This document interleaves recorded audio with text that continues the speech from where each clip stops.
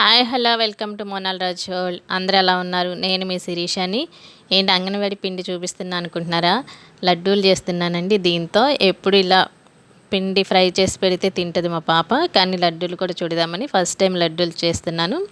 కడాయిలో 2 table spoon నెయ్యి వేసుకొని దానిలోకి ఒక హాఫ్ కప్పు ఈ పిండిని అయితే యాడ్ చేస్తున్నాను. దీన్నైతే బాగా కలుపుకోవాలండి, ఉండలు లేకుండా.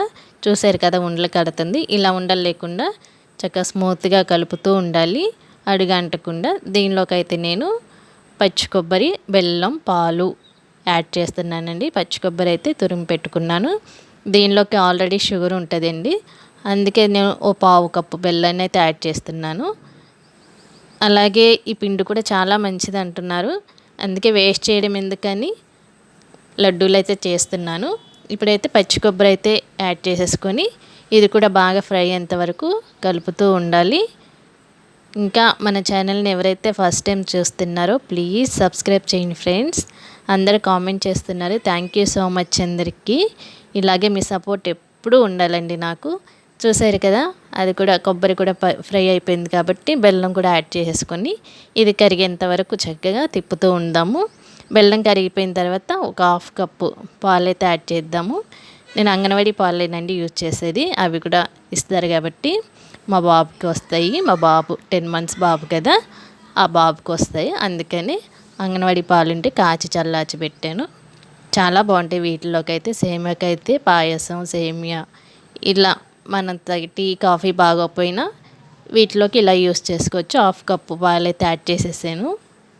ఈ మిశ్రమం చక్కగా ఇలా గట్టి పడకముందు ఇలా మొత్తం కలుపుకుంటూ ఉండాలండి, అడుగంటకుండా. ఇది ఊరికి అడుగంటిపోతుంది, అడుగంటకుండా మాడిన వాసన వస్తుంది కాబట్టి ఆ స్మెల్ రాకుండా తిప్పుతూ ఉంటే చాలా బాగుంటుంది. ఫైనల్గా అయితే అయిపోయింది.